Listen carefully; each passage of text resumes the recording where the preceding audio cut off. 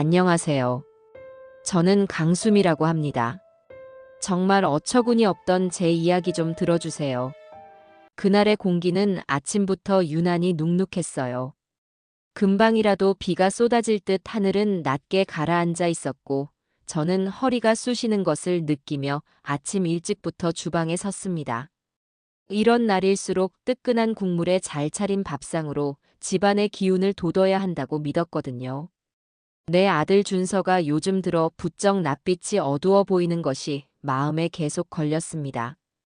다 저 며느리 이세아의 기운이 집안을 짓누르기 때문이라고 저는 굳게 확신하고 있었죠. 저는 최고급 기장 다시마와 디포리를 듬뿍 넣어 육수를 냈습니다. 국산 콩으로만 직접 띄워 쿰쿰한 냄새가 일품인 청국장을 풀었고요. 냉동실 가장 깊숙한 곳에 아껴두었던 제주산 은갈치를 꺼내 두툼한 물을 넉넉하게 깔고 양념장을 얹었습니다. 간장, 고춧가루, 다진 마늘, 생강즙. 단순한 재료들이지만 무엇을 먼저 넣고 얼마나 오래 조리느냐에 따라 맛의 깊이는 하늘과 땅 차이로 달라져요. 세아는 아마 평생을 가도 이런 맛의 비밀을 알아내지 못할 겁니다. 그 아이는 멸치똥 하나 제대로 딸 줄이나 알까 모르겠네요. 식탁을 차리는 내내 제 머릿속은 복잡했습니다. 3년 전 준서가 세아를 처음 데려왔을 때만 해도 저런 아이는 아니었어요. 수줍음은 많았지만 웃음이 해사했고 제 말 한마디 한마디에 귀를 기울이며 따르려는 모습이 퍽 마음에 들었죠. 저 정도면 내 아들 뒷바라지하며 오순도순 잘 살겠다 싶었습니다. 하지만 아이 소식이 감감무소식이 되면서부터였을까요? 세아는 점점 말이 없어지고 그림자처럼 변해갔습니다. 아니, 어쩌면 저 아이가 내 아들을 그렇게 만든 것인지도 모르겠어요. 활달하고 자신감 넘치던 준서가 결혼 후에 오히려 더 예민해지고 수척해졌으니까요. 저녁 시간이 되어 세 식구가 식탁에 둘러앉았습니다. 제가 닦아 윤이 반질반질 나는 은수저와 정갈하게 놓인 반찬들. 그 완벽한 그림 속에서 세아는 유일한 오점처럼 보였어요. 오늘도 하얀 얼굴에는 핏기 하나 없이 그저 고개를 푹 숙인 채 밥알만 깨작이고 있었죠. 저러니 몸이 차서 회임이 될 리가 있나. 속에서 천불이 끓어올랐습니다. 저는 보란듯이 갈치의 가장 두툼하고 부드러운 가운데 토막을 집었습니다. 하얀 속살이 탐스러운 그것을 아들 준서의 밥그릇 위에 소중히 올려주었어요. 준서야, 많이 먹어라. 이게 다 살이 되고 힘이 되는 거란다. 요즘 통 기운이 없어 보여서 애미 속이 다 상한다, 정말.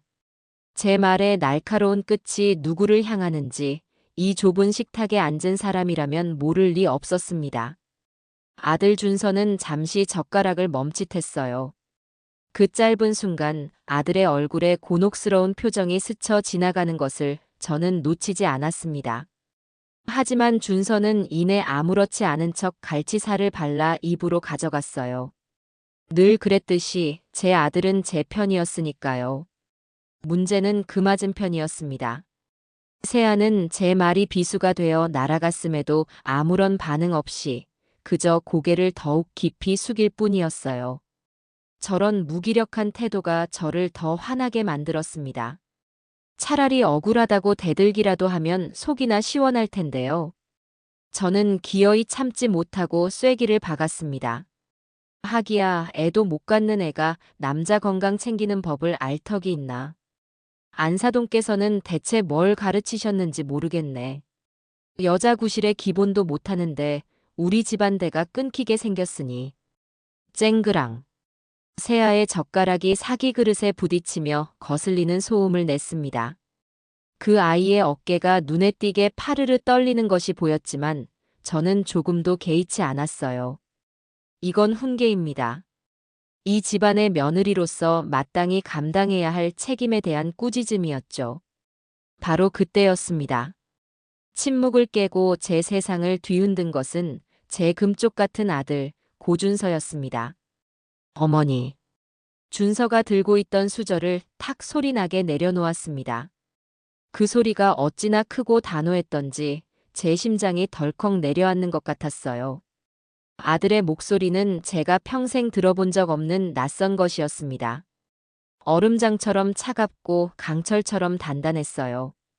준서, 너 지금 뭐라고 했니? 애미한테 무슨 말버릇이야? 어머니, 제발 그만하세요. 아들의 시선은 저를 향해 있었지만 그 말은 온전히 세아를 위한 방패처럼 들렸습니다. 세아한테 그만하시라고요. 제가 다 미안해요. 제가 다 잘못했습니다. 세상에, 내 아들이, 내가 낳고 내가 키운 내 아들이 저 보잘것없는 계집애 하나 때문에 제게 대항하고 있었습니다. 핏줄의 배신감에 눈앞이 아찔했어요. 제 안에서 시커먼 분노가 용암처럼 끓어올랐습니다. 고준서, 너 지금 제정신이야? 저 애가 너한테 무슨 짓을 했길래 애미한테 이렇게 대들어? 홀려도 단단히 홀렸구나, 아주. 어머니. 아들의 목소리가 버럭, 언성으로 높아졌습니다. 저를 향해 소리친 아들의 얼굴은 분노로 새빨갛게 상기되어 있었어요. 세아, 그런 사람 아니에요. 아무것도 모르시면 제발 좀 가만히 계세요. 내가 뭘 몰라. 내가 모르는 게 뭐가 있어. 3년이야, 3년. 저 애가 시집 온 뒤로 우리 집안의 웃음소리가 사라지고 네 얼굴은 반쪽이 됐어. 저게 복 없는 년이라 그런 걸 내가 모를 것 같냐고. 네 눈에는 그게 안 보여. 그만. 아들이 자리를 박차고 일어섰습니다. 육중한 원목 식탁이 크게 흔들리며 넘실거리는 청국장 찌개가 그릇 밖으로 왈칵 쏟아졌어요. 저와 아들 사이에 흐르는 공기는 금방이라도 폭발할 것처럼 팽팽했습니다. 그때였어요. 지금까지 이 모든 광경을 죽은 듯이 지켜만 보던 세아가 조용히 자리에서 일어난 것은, 세아는 아무 말 없이 자신의 방으로 들어갔습니다. 꼴에 삐치기는. 어디서 어른들이 말하는데 자리를 피해? 저는 혀를 차며 아들을 다시 노려보았습니다. 저 버릇없는 며느리보다 저 애한테 홀려 애미 속을 뒤집는 아들이 더 문제였으니까요. 제가 아들에게 또 다른 독서를 퍼부으려던 바로 그 찰나 세아가 방에서 다시 나왔습니다. 그 손에는 하얀 서류 봉투 하나가 들려 있었어요. 세아는 더 이상 고개를 숙이고 있지 않았습니다. 꼿꼿하게 편 허리, 저와 아들을 정면으로 응시하는 흔들림 없는 눈빛. 그 아이의 얼굴은 분노도 슬픔도 원망도 모두 증발해버린, 그저 텅 비어버린 가면 같았어요. 세아는 마치 남의 집에 온 손님처럼 조금의 망설임도 없이 식탁으로 걸어왔습니다. 그리고는 봉투를 테이블 중앙, 넘어진 찌개 그릇 옆으로 툭 하고 던졌습니다. 그 가벼운 몸짓이 제 심장을 철렁 내려앉게 만들었어요. 세아는 저와 아들을 차례로 훑어보며 입을 열었습니다. 그 목소리 역시 아무런 감정이 실려 있지 않아 오히려 온몸에 소름이 돋을 정도였죠. 어머니, 원하시는 대로 해드릴게요. 짧은 정적. 세아는 시선을 제 옆에 선 준서에게로 옮겼습니다. 준서 씨랑 저 여기서 끝내요. 그 한마디가 거실의 모든 소리를 진공청소기처럼 빨아들였습니다. 아들의 거친 숨소리도 제 심장이 경종을 울리는 소리도 일순간 사라졌어요. 세아는 그 말을 끝으로 미련 없이 뒤를 돌았습니다. 현관으로 향하는 그 작은 등은 조금의 망설임도 없어 보였어요. 너 지금 뭐 하는 짓이야? 당장 서지 못해. 제가 악에 받쳐 소리쳤지만 세아는 돌아보지 않았습니다. 현관문 손잡이를 잡고 단 한순간 멈칫하는가 싶더니 이내 문을 열고 밖으로 자신을 던져버렸어요.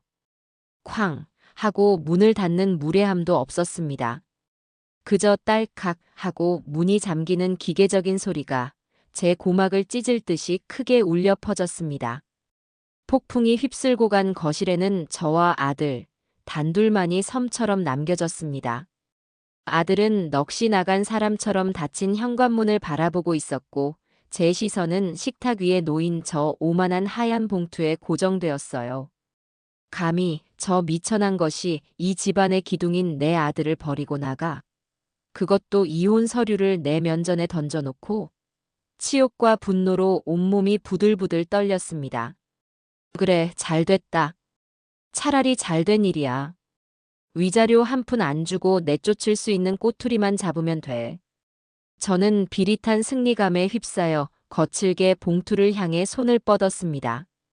제 손에 들린 그것이 제가 평생 쌓아 올린 견고한 성을 송두리째 무너뜨릴 거대한 망치라는 사실을 그때의 저는 정말이지 까맣게 모르고 있었던 겁니다. 닫힌 현관문이 만들어낸 정적은 무거운 솜니불처럼 거실을 짓눌렀어요. 아들 준서는 마치 시간이 멈춘 조각상처럼 새아가 사라진 문 쪽을 향해 멍하니 서 있었습니다.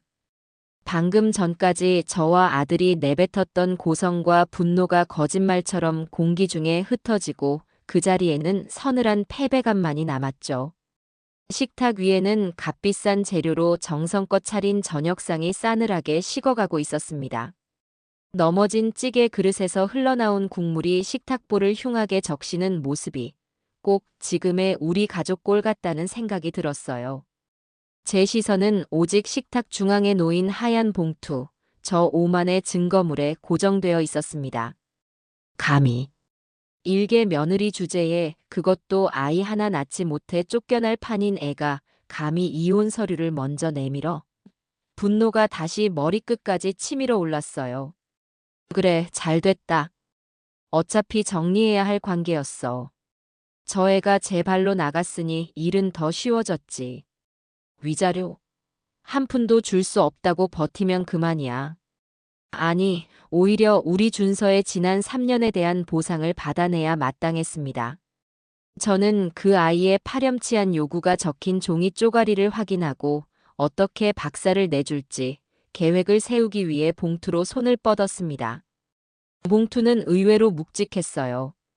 단순한 이혼 합의서만 들어있는 무게가 아니었죠. 저는 일말의 망설임도 없이 거칠게 봉투를 뜯었습니다. 가장 위에는 예상했던 대로 이혼 서류가 있었어요. 이혼 확인 신청서. 저는 코웃음을 치며 종이를 넘겼습니다. 재산 분할 청구 내역을 확인하고 싶었거든요. 분명 말도 안 되는 액수를 적어놨을 거라 확신했습니다. 그런데 이상했어요. 재산 분할이나 위자료를 요구하는 항목은 모두 비어 있었거든요. 세아는 그저 이혼을 원한다는 의사표시 외에 아무것도 요구하지 않았습니다. 뭐지? 일단 이혼부터 하고 나중에 소송이라도 걸려는 속셈인가? 제 머릿속이 빠르게 회전하며 다가올 법적 다툼에 대비하기 시작했어요. 그때 이혼 서류 밑에 깔린 다른 종이들이 눈에 들어왔습니다. 병원 로고가 선명하게 박힌 차갑고 생경한 서류들이었어요. 저는 미간을 짚었습니다. 이제 와서 병원비를 내달라는 건가? 어디까지 뻔뻔한 애야? 혀를 차며 가장 위에 있는 서류를 집어들었습니다. 환자 정보란은 비어 있었고 복잡한 의학 용어들 사이로 유독 한 단어가 제 눈을 사로잡았어요. 남성 불임 최종 진단서. 저는 순간 숨을 멈췄습니다. 남성 불임? 이걸 왜 나한테? 세아가 혹시 바깥에서 다른 남자를 만나기라도 한 건가?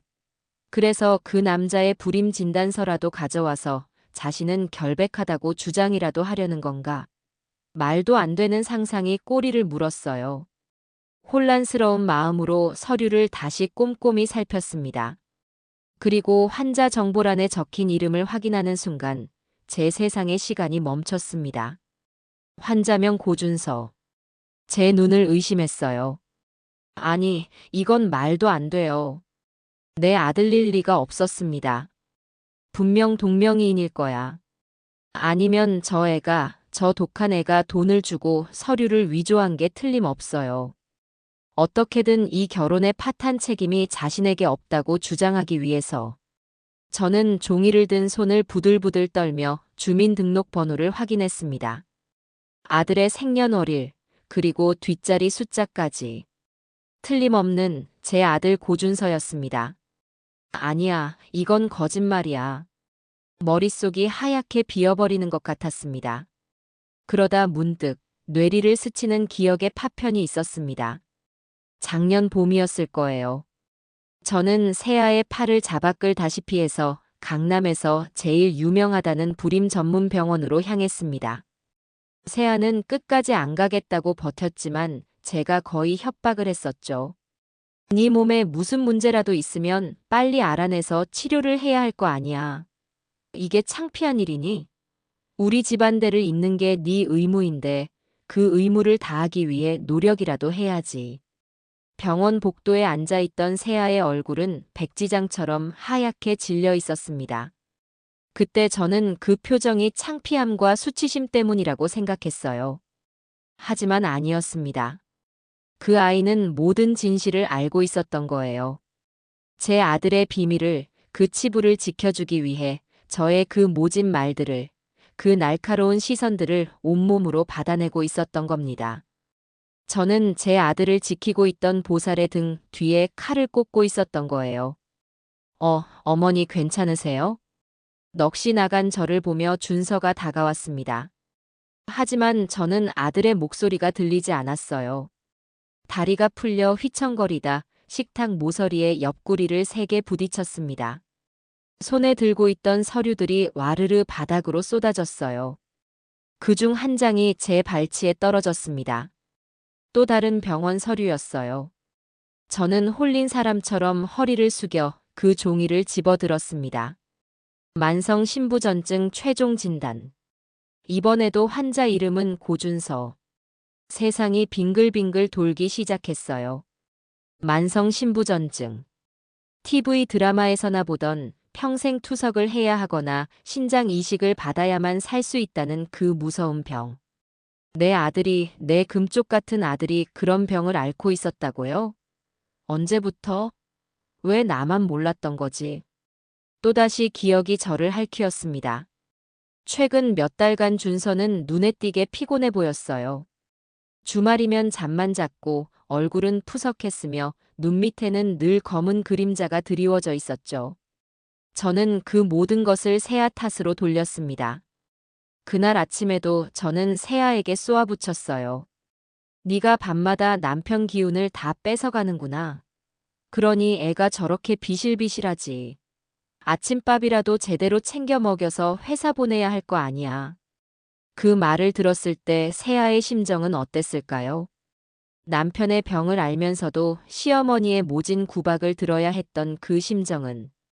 제가 뱉어낸 모든 말들은 사실 제 아들에게, 그리고 그 아들을 지키려던 며느리에게 던지는 돌팔매질이었던 겁니다. 저는 제 자식의 가슴에 매일같이 못을 박는 어미였어요. 목구멍에서 기괴한 소리가 새어나왔습니다.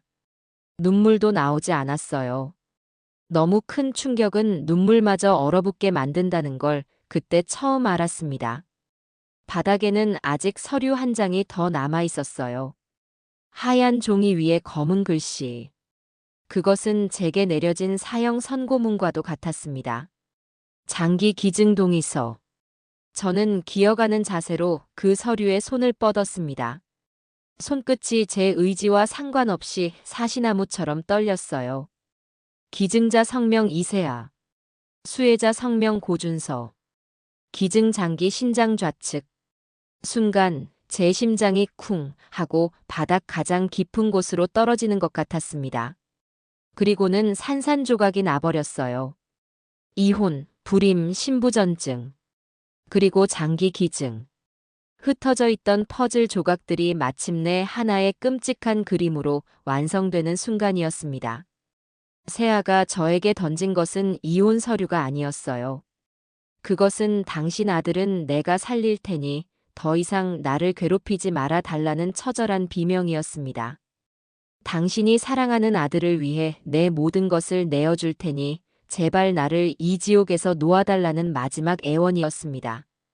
그 아이는 이혼을 무기로 삼으려던 게 아니었어요.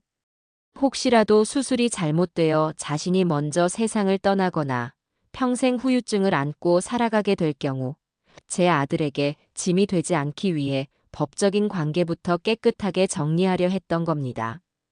자신에게 닥쳐올 모든 불행을 혼자 짊어지기 위해 가장 소중한 남편과의 끈을 스스로 끊어내려 했던 거예요.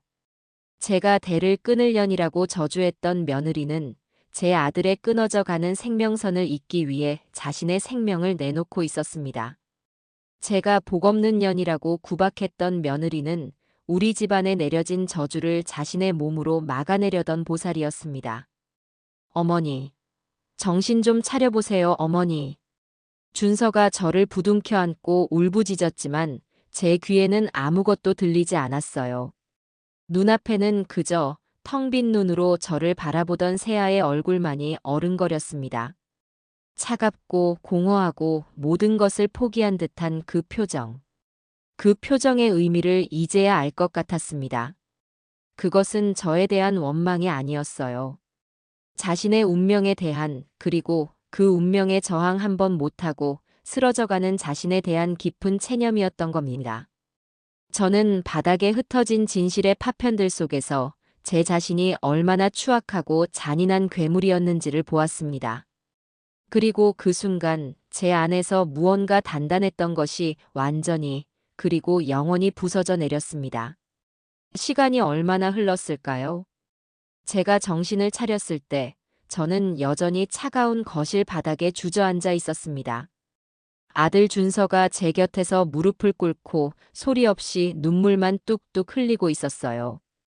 방금 전까지만 해도 저에게 대들며 분노로 가득 차 있던 아들의 얼굴은 온데간데 없고 길 잃은 어린아이처럼 무너져 내린 한 남자만 남아 있었죠. 제 손에는 세아의 기증 동의서가 찢어질 듯 구겨진 채 들려 있었습니다. 언제부터니? 제 목소리는 쇠를 긁는 것처럼 거칠고 갈라져 나왔어요. 언제부터 알고 있었어? 준서는 고개를 들지 못했습니다.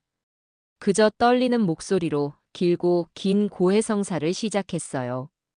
결혼 직후부터였답니다. 아이를 간절히 원했지만 소식이 없자 준서는 저 몰래 먼저 병원을 찾았다고 해요.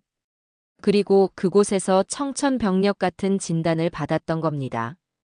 아들은 세상이 무너지는 것 같았다고 했습니다.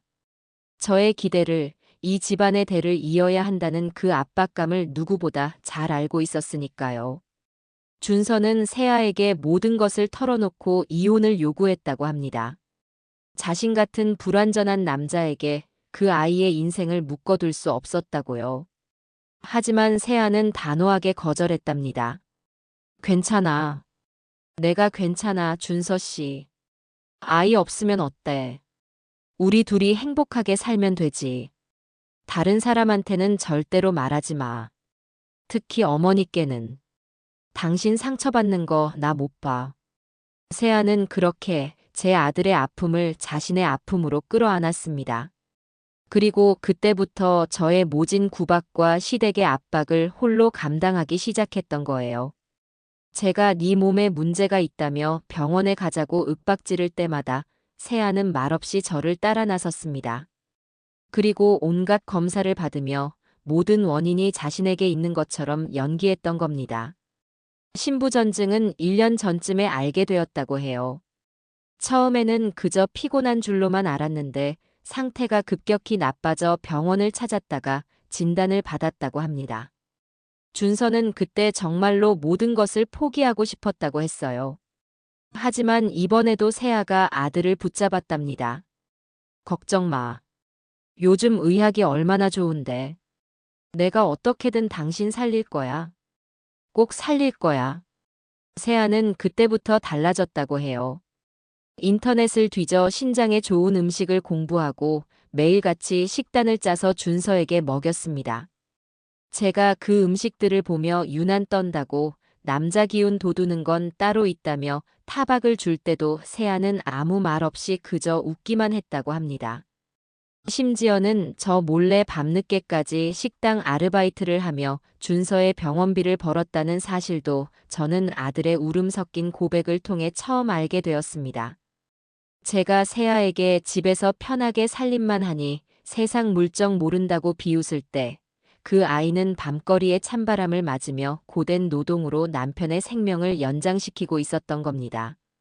세아는 이혼 서류 던지고 나간 게 아니에요, 어머니.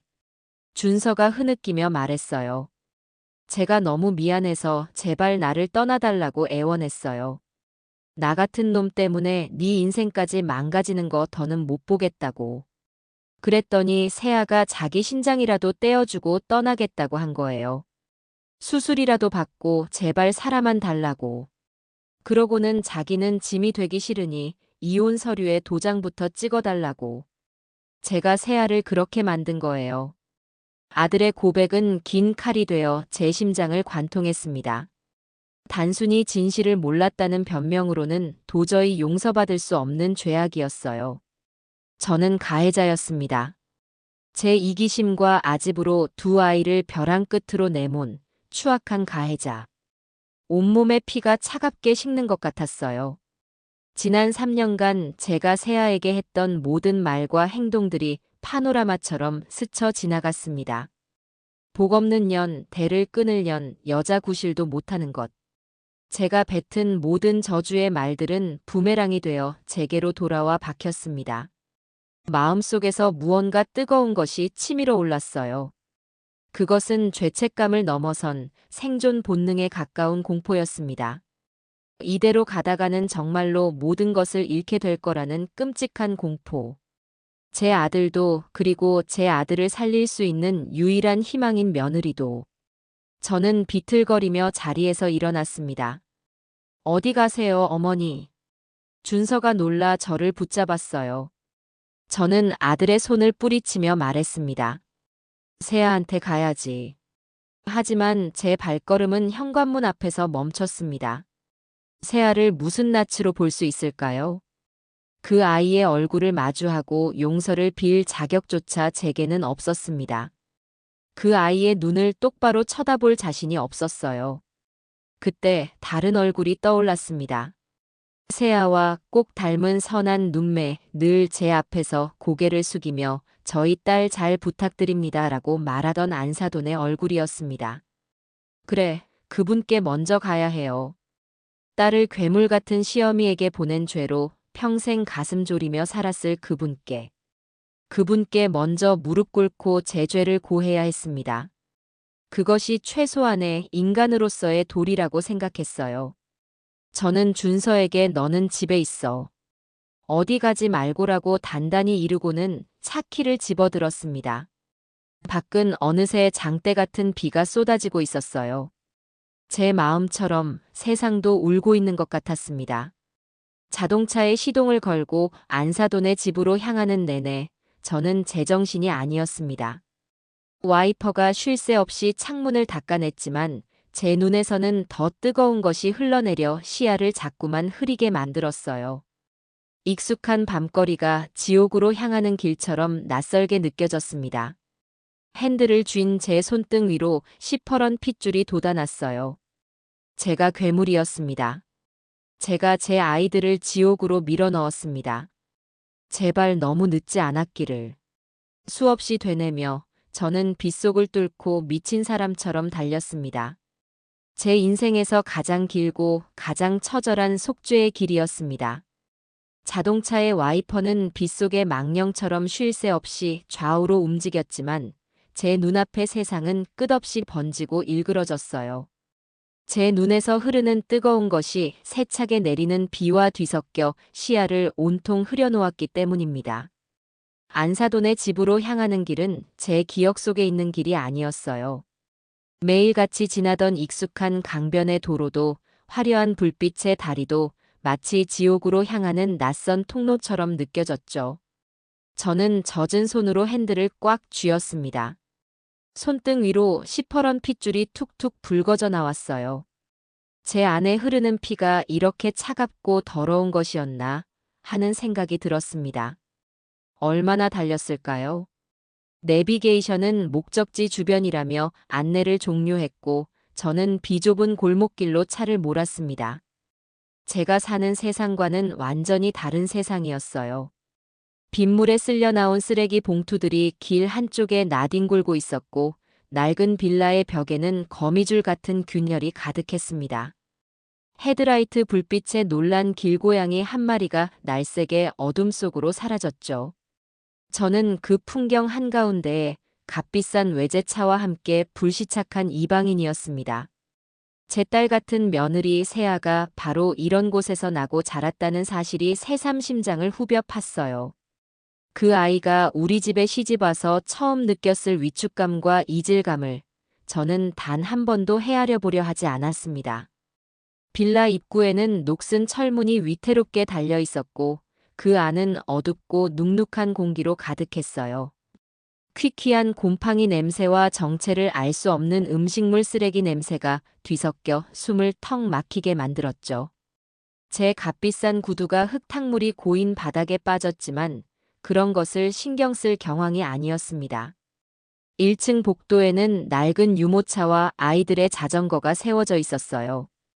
고단하지만 평범한 삶의 흔적들.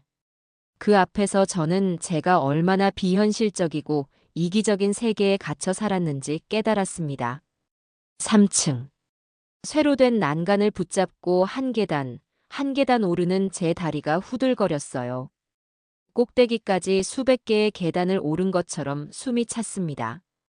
복도 끝, 초록색 페인트가 벗겨진 302호 철문이 보였어요. 저는 그 문 앞에서 걸음을 멈췄습니다. 심장이 목구멍까지 차오른 것처럼 쿵쾅거렸어요.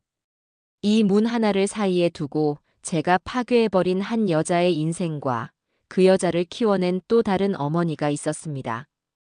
도망치고 싶었어요. 이 모든 것을 없던 일로 하고 다시 저의 안전하고 견고한 성으로 돌아가고 싶었습니다. 하지만 그럴 수 없었어요. 제 손에는 비에 젖어 축축하고 무거워진 진실의 무게, 서류 봉투가 들려 있었으니까요. 저는 눈을 질끈 감았다 떴습니다. 그리고는 떨리는 손가락으로 제 인생에서 가장 누르기 힘든 초인종을 눌렀습니다. 안에서 한참 동안 아무런 기척이 없었어요. 그러다 누구세요? 하는 경계심 가득한 목소리가 들려왔습니다. 안사돈의 목소리였어요. 저는 차마 대답하지 못하고 마른 침만 꿀꺽 삼켰습니다. 누구시냐니까요. 다시 한번 들려오는 목소리에 저는 간신히 입을 열었습니다. 사부인 저예요.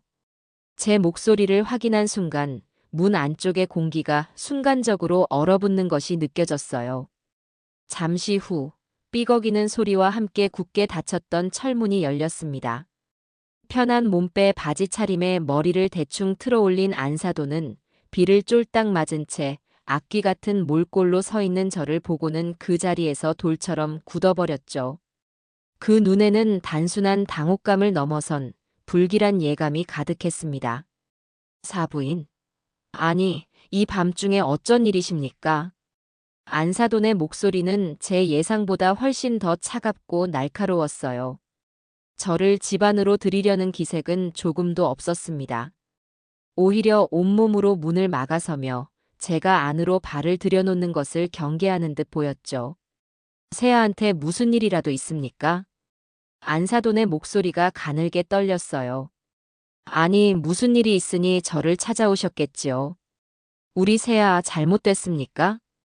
어미의 본능은 무서웠습니다. 안사돈은 이미 최악의 상황을 그리고 있는 듯 보였어요. 저는 고개를 가로저었습니다. 아니라고 세아는 무사하다고 말해야 하는데 목구멍에 커다란 돌덩이가 걸린 것처럼 아무 말도 나오지 않았어요. 그저 제 손에 든 비에 젖어 흉하게 쭈그러든 서류 봉투를 부적처럼 꽉 쥘 뿐이었죠. 그리고 저는 제 남은 인생의 모든 자존심과 오만을 버리고 제 평생 단 한 번도 상상해 본 적 없는 행동을 했습니다. 저는 그 자리에서 안사돈의 발치에 그대로 무릎을 꿇었습니다. 쿵 하는 소리와 함께 제 무릎이 차갑고 더러운 시멘트 바닥에 닿았어요. 제가 아끼던 값비싼 실크 스커트가 흙탕물에 젖어드는 것도 무릎뼈를 애는 듯한 통증도 느껴지지 않았습니다. 오직 제 앞에 선 저 여인에게 제가 저지른 죄의 무게를 어떻게든 보여주고 싶다는 생각뿐이었어요. 사부인. 아니, 이게 무슨 짓이에요? 왜 이러세요? 일어나세요, 어서. 안사돈은 기겁하며 뒷걸음질 쳤어요. 저를 일으키려 제 팔을 잡아 끌었지만 저는 땅에 뿌리라도 박은 것처럼 움직이지 않았습니다. 일어나서는 안 됐어요. 저는 이 자리에서, 이 지옥 같은 복도에서, 이 위대한 어머니의 발치에서 남은 생을 심판받아야 했습니다. 저는 울면서 제가 들고 온 서류들을 마치 죄의 증거물처럼 안사돈에게 내밀었습니다. 사부인 제가 죽을 죄를 지었습니다. 제 입에서 터져나온 것은 논리정연한 사과가 아닌 뒤죽박죽 섞인 오열과 고해성사였습니다. 제가 괴물이었습니다, 사부인. 제가 세아한테 무슨 짓을 했는지 제발, 제발 이것 좀 봐주세요. 그리고 저를 마음껏 벌해주세요. 안사돈은 망설이다. 결국 떨리는 손으로 서류를 받아들었습니다. 그리고 좁은 복도를 희미하게 비추는 백열등 아래에서 한 장 한 장 종이를 넘기기 시작했어요. 처음에는 의아해하던 안사돈의 얼굴이 제 아들의 불임 진단서를 확인하는 순간부터 급격히 하얗게 굳어갔습니다. 그리고 만성 신부전증 진단서. 마지막으로 세아의 장기 기증 동의서를 확인하는 순간 안사돈의 손에서 서류들이 힘없이 후두둑 바닥으로 떨어졌습니다. 내 딸, 불쌍한 내 딸. 안사돈의 입에서 터져나온 것은 저에 대한 분노가 아니었어요. 딸의 길고 외로웠던 고통을 이제야 알아버린 어미의 피를 토하는 듯한 슬픔이었습니다.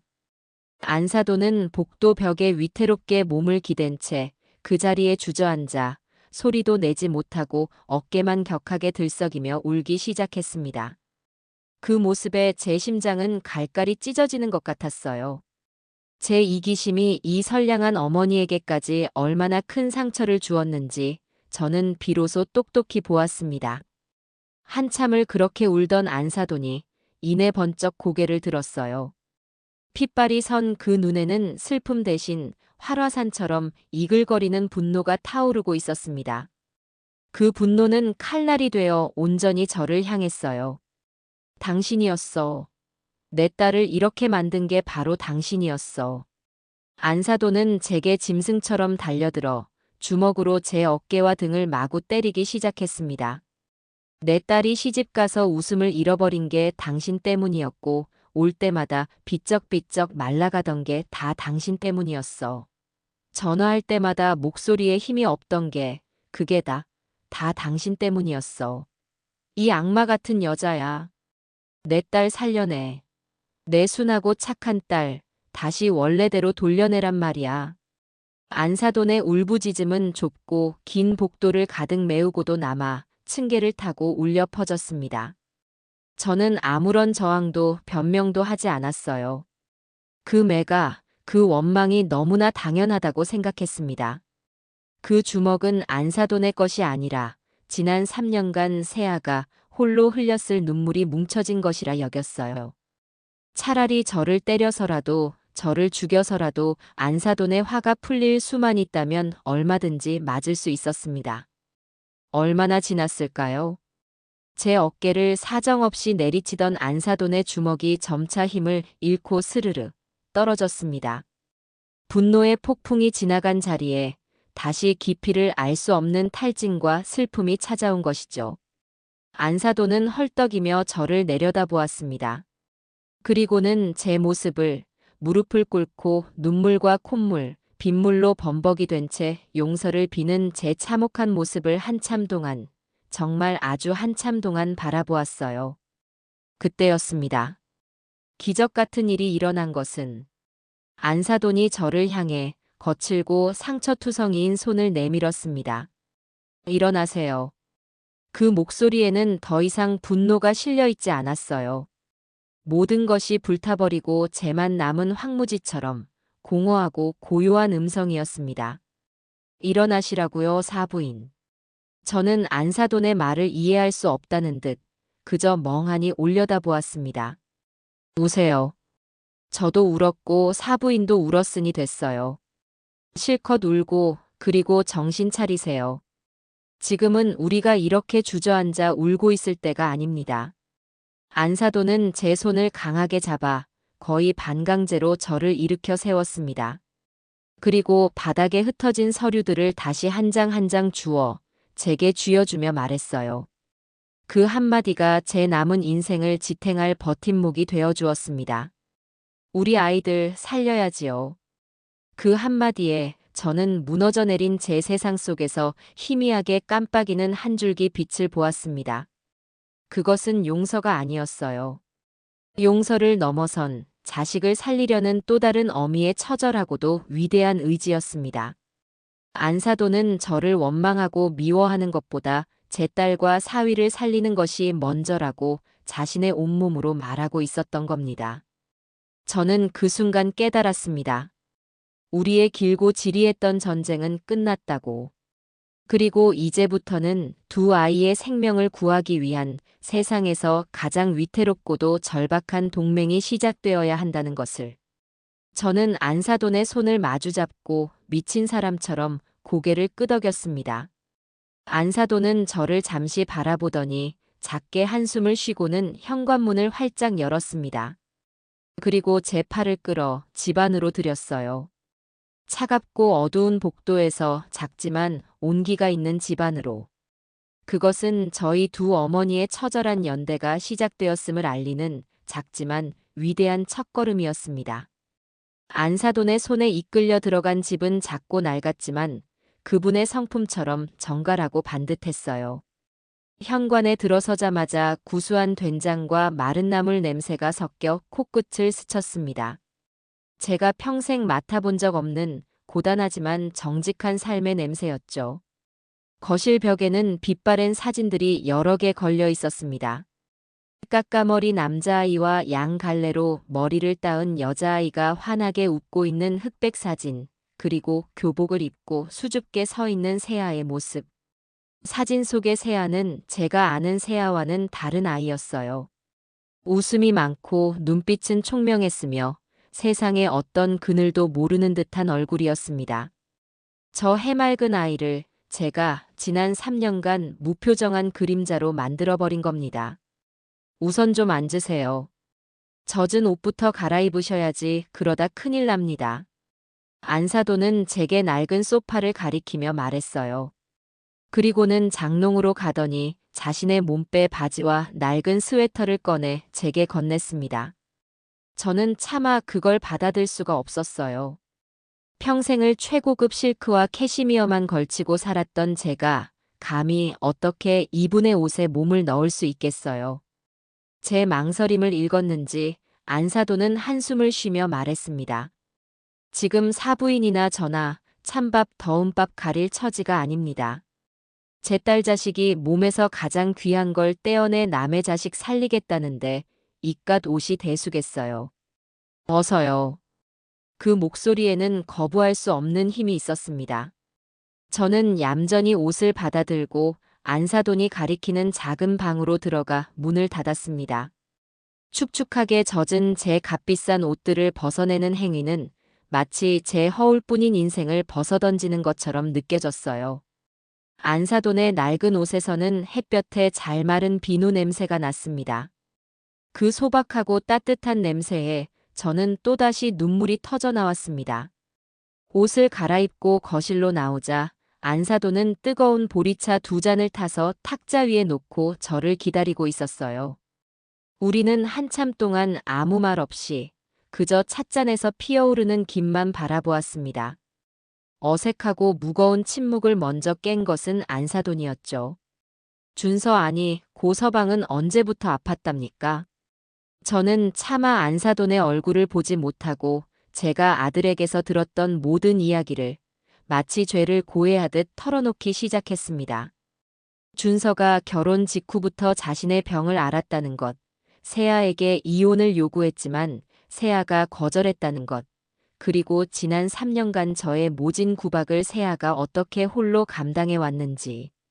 제 이야기가 길어질수록 안사돈의 숨소리는 점점 더 거칠어졌습니다. 그래서 앞으로 어쩔 셈이세요, 사부인. 이야기가 끝나자 안사돈이 물었어요. 그 질문에는 원망보다 앞으로의 일을 해결하려는 현실적인 의지가 담겨 있었습니다. 제가 어떻게든 하겠습니다. 제 모든 걸 팔아서라도 준서와 세아, 두 아이 모두 살려내겠습니다. 그러니 제발 저를. 사부인. 안사돈이 제 말을 잘랐습니다. 지금 제게 필요한 건 사부인의 재산이나 다짐이 아니에요. 지금 우리에게 가장 먼저 필요한 건 세아 그 아이의 마음을 돌리는 겁니다. 그리고는 안사돈은 전화기를 들었어요. 제 심장이 쿵 내려앉았습니다. 올 것이 왔다는 생각에 온몸이 굳어갔죠. 안사돈은 잠시 망설이다 익숙하게 번호를 누르고는 스피커폰 버튼을 켰습니다. 저더러 들으라는 무언의 압박이었어요. 몇 번의 신호음이 가고 잠결에 막 깬 듯한 세아의 목소리가 들려왔습니다. 여보세요, 엄마. 딸 엄마야. 자고 있었니? 응, 무슨 일이야, 이 시간에. 놀라지 말고 들어. 지금 네 시어머니가 여기 와 계셔. 전화기 저편에서 순간 숨막히는 정적이 흘렀습니다. 세아가 얼마나 놀랐을지 그 심정이 고스란히 전해져 오는 것 같았어요. 뭐라고? 거길 왜? 아니, 엄마. 당장 보내. 그 사람이랑 할 얘기 없으니까. 세아의 목소리는 차갑고 단호했습니다. 응, 다 알고 계셔. 서류 엄마가 다 봤다. 안사돈의 말에 세아는 한동안 아무 말이 없었어요. 전화기 너머로 희미하게 흐느끼는 소리가 들려오는 듯 했습니다. 그러니까 그냥 조용히 끝내게 해달라고 했잖아. 왜 일을 이렇게 만들어, 엄마는.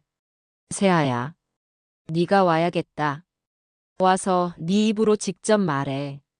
정말로 이혼을 원하는 건지, 네 시어미와 남편을 다시는 안 볼 생각인 건지. 엄마는 네가 네 입으로 직접 말하기 전까지는 아무것도 못 믿겠다. 안사돈의 목소리는 단호했어요. 그것은 딸을 향한 애원이자 마지막 설득이었습니다. 전화는 그렇게 끊겼습니다. 그 후로 1시간가량 우리는 망부석처럼 앉아 세아를 기다렸습니다. 그 시간은 제 인생에서 가장 길고 고통스러운 시간이었어요. 째깍째깍 벽에 걸린 낡은 괴종시계 소리가 제 심장을 조여오는 것 같았습니다. 저는 세아가 오지 않을지도 모른다고 생각했어요. 저라는 존재가 너무나 끔찍해서 같은 공간에서 숨 쉬는 것조차 거부할지도 모른다고요. 바로 그때 현관문 비밀번호를 누르는 소리가 들렸고 곧이어 문이 열렸습니다. 쏟아지는 비를 그대로 맞았는지 머리카락과 옷이 흠뻑 젖은 세아가 서 있었어요. 그 아이는 저를 발견하고는 그 자리에 얼어붙었습니다. 얼굴은 핏기 하나 없이 창백했고 두 눈은 저에 대한 깊은 불신과 경멸로 가득 차 있었죠. 그 눈빛을 마주하는 순간 저는 차라리 죽는 게 낫겠다는 생각을 했습니다. 세아야. 제가 떨리는 목소리로 아이의 이름을 불렀습니다. 그리고 자리에서 일어나 그 아이에게 다가가려 했어요. 사죄하고 싶었습니다. 무릎이라도 다시 꿇고 손이라도 붙잡고 제가 얼마나 끔찍한 괴물이었는지 고백하고 싶었어요. 하지만 세아는 차갑게 손을 들어 제 접근을 막았습니다. 오지 마세요. 그 목소리는 얼음 송곳처럼 제 가슴을 꿰뚫었습니다. 어머니께 무슨 말을 듣고 오셨는지는 모르겠지만 제 결정은 변하지 않아요. 세아는 저를 지나쳐 안사돈의 곁으로 갔습니다. 그리고는 저를 단 한 번도 돌아보지 않은 채 오직 자신의 어머니에게만 말했어요. 엄마, 걱정하지 마. 나 괜찮아. 그냥 이건 내가 선택한 거야. 그리고는 저를 향해 마치 업무적인 보고를 하듯 말했습니다. 지금은 어머님과 감정적인 대화를 나눌 때가 아닌 것 같습니다. 당장 내일 아침에 병원부터 예약해서 준서 씨와 재수술 가능 여부와 일정을 잡는 게 먼저예요. 세아야, 내가 정말 미안하다. 내가 죽을 죄를. 어머님. 세아가 다시 한번 제 말을 잘랐습니다. 그 눈에는 이제 어떤 감정도 남아있지 않았어요. 어머님의 사과는 나중에 듣겠습니다. 수술이 다 끝나고 준서 씨가 건강을 되찾은 후에 그때 가서도 제 마음이 변하지 않는다면요. 그 말은 제게 내려진 가장 잔인한 형벌이었습니다. 용서받을 기회조차 유예된 채 저는 그저 죄인의 신분으로 며느리의 처분만을 기다려야 했어요. 세아는 제게 어떤 감정적인 위로도 화해의 제스처도 허락하지 않았습니다. 오직 고준서의 수술이라는 단 하나의 차갑고 현실적인 목표만을 제시할 뿐이었죠. 그날 밤 우리 세 사람은 한 공간에 있었지만 사실상 각자의 섬에 고립되어 있었습니다. 그 어떤 대화도 위로도 없는 오직 끓어오르는 불안과 죄책감, 그리고 차가운 결심만이 가득한 밤이었습니다. 신뢰가 무너진 자리에 남은 것은 이 기나긴 고통을 끝내야 한다는 위태로운 공동의 목표뿐이었어요. 다음 날 아침, 우리는 마치 전쟁을 앞둔 군인들처럼 일사불란하게 움직였습니다. 밤새 한숨도 자지 못해 눈은 퉁퉁 부었고 얼굴은 말이 아니었지만 누구 하나 힘든 내색을 하지 않았어요. 안사돈이 새벽부터 끓여준 누룽지로 아침을 때우고 저는 곧바로 대학병원에 연락해 제 이름으로 가장 빠른 진료 예약을 잡았습니다. 병원 측에서는 제 이름을 듣더니 VIP 대기 명단에 올려 가장 실력 있는 신장 이식팀에 연결해 주었죠. 제가 평생 쌓아온 사회적 지위와 인맥이 이런 식으로 쓰이게 될 줄은 꿈에도 몰랐습니다. 며칠 후 우리는 병원 상담실에 나란히 앉아 있었습니다. 저와 안사돈, 그리고 준서와 세아. 네 사람이었죠. 하얀 가운을 입은 의사는 모니터에 여러 장의 사진과 그래프를 띄우며 준서의 상태와 수술 과정에 대해 차분하게 설명하기 시작했습니다. 고준서 환자분의 경우 만성 신부전증 말기로 신장 기능이 현재 10% 미만으로 떨어진 상태입니다. 더 이상 약물 치료는 의미가 없으며 신장 이식이 유일한 근본적인 치료법입니다. 의사의 말 한마디 한마디가 비수처럼 날아와 박혔어요. 준서는 고개를 숙인 채 자신의 손만 내려다보고 있었고 세아는 미동도 없이 스크린만 응시했습니다. 안사돈은 떨리는 손으로 제 손을 꽉 잡았어요. 기증자인 이세아님은 다행히 혈액형과 조직적 합성 검사에서 높은 일치율을 보이셨습니다. 이 정도면 성공률은 95% 이상으로 매우 높다고 볼 수 있습니다. 하지만 의사는 잠시 말을 멈추고 우리를 둘러보았습니다. 분명히 아셔야 할 것이 있습니다. 이 수술은 수혜자뿐만 아니라 기증자에게도 큰 부담이 되는 수술입니다. 신장 하나를 적출하는 대수술이며 수술 후 평생 하나의 신장으로 살아가셔야 합니다. 물론 일상생활에는 큰 지장이 없다고 알려져 있지만 감염이나 식단 관리에 각별히 주의를 기울여야 합니다. 의사의 설명은 계속되었습니다. 수술 과정에서 발생할 수 있는 출혈, 감염, 마취 사고의 위험성, 수술 후 거부 반응의 가능성과 평생 먹어야 할 면역 억제제. 제가 막연하게만 생각했던 신장 이식이라는 것이 한 사람의 인생을 담보로 하는 얼마나 엄청난 일인지 저는 비로소 현실적으로 깨닫게 되었습니다. 제 아들의 생명을 위해 세아는 이 모든 위험을 감수하겠다고 한 것이었어요. 상담이 끝나고 병원을 나오는 길, 네 사람 사이에는 무거운 침묵만이 흘렀습니다. 저는 이 어색한 공기를 깨기 위해 그리고 어떻게든 제 속죄의 마음을 표현하기 위해 행동하기 시작했어요. 세아야, 이제부터 네 몸은 너 혼자만의 것이 아니다. 내가 아는 최고의 보양식집에 예약해뒀으니 가서 몸보신부터 하자. 그리고 수술 전까지 필요한 모든 건 내가 다 알아서 할 테니 너는 아무 걱정 말고 쉬기만 하렴. 하지만 세아는 제 제안을 거절했습니다. 아니에요, 어머님. 기름진 음식은 오히려 제 몸에 부담이 될 수 있어요. 그냥 엄마가 해주는 담백한 집밥 먹는 게 제일 좋아요. 차가운 거절이었지만 저는 포기하지 않았어요. 저는 다음 날부터 제 평생의 자존심이었던 부엌의 주도권을 안사돈에게 넘겨드렸습니다. 안사돈을 저희 집으로 모셔와 신장에 좋은 음식, 환자식에 대해 하나부터 열까지 배우기 시작했어요. 최고급 한우와 유기농 채소를 사와서 안사돈이 가르쳐주는 대로 저염식 나물을 무치고 기름기 없는 생선찜을 만들었습니다. 제가 만든 음식을 세아가 말없이 먹어줄 때마다 저는 아주 조금이나마 빚을 갚는 듯한 기분이 들었죠. 수술 날짜가 잡히고 우리는 그날을 향해 하루하루를 살얼음판 걷듯이 보냈습니다. 그런데 수술을 일주일 앞둔 어느 날 저녁 결국 터질 것이 터지고야 말았어요. 그날따라 준서는 저녁 식사에 거의 손도 대지 않고 방에 틀어박혀 있었습니다. 걱정이 된 제가 방에 들어갔을 때 준서는 침대에 걸터앉아 텅 빈 눈으로 창밖을 보고 있었어요. 준서야, 왜 그래?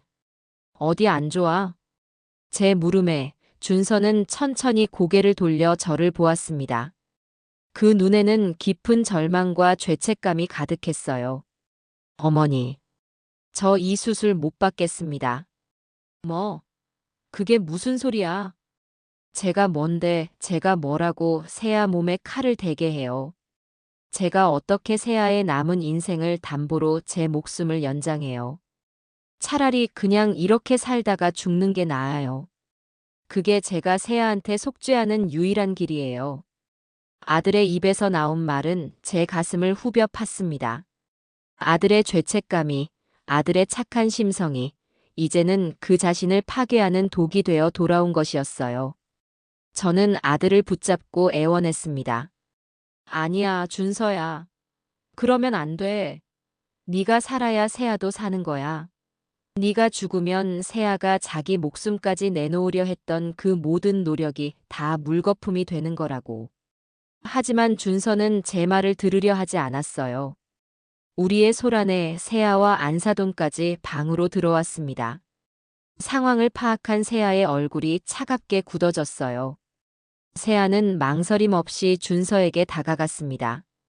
그리고는 나약한 남편의 뺨을 가볍게 어루만지며 하지만 그 누구보다 강하고 단호한 목소리로 말했어요. 고준서, 나봐요. 준서는 아내의 얼굴을 참아보지 못하고 고개를 숙였어요. 나 똑바로 보라고요. 이 수술, 당신 살리려고 하는 거 맞아요. 하지만 나 자신을 위해서 하는 것이기도 해요. 당신 이대로 죽으면 나도 따라 죽을 거니까. 당신 없는 세상, 나한테는 아무 의미 없으니까. 그러니까 이건 당신이 나한테 빚지는 게 아니라 우리가 함께 사는 방법을 찾는 거예요. 세아의 말에 준서는 아이처럼 울음을 터뜨렸습니다. 바로 그때였어요. 제가 제 인생에서 가장 중요한 선택을 한 것은 저는 아들의 편에 서서 아들을 위로하는 대신 며느리의 편에 섰습니다. 저는 우는 아들의 어깨를 잡고 단호하게 말했어요. 준서야, 애미 말 똑똑히 들어라.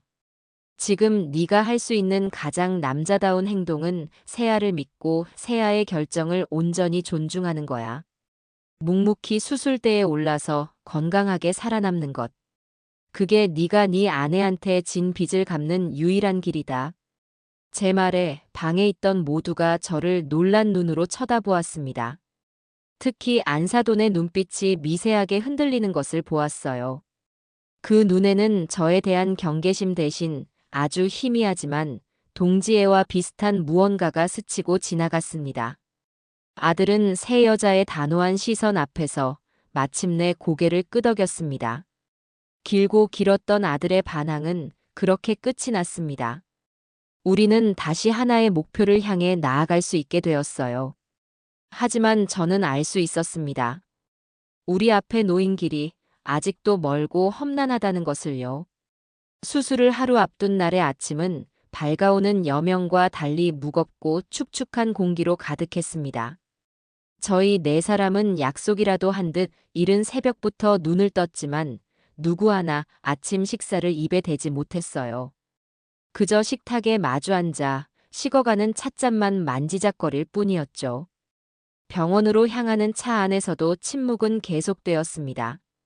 저는 백미러로 뒷좌석에 앉은 준서와 세아를 힐끗 쳐다보았어요.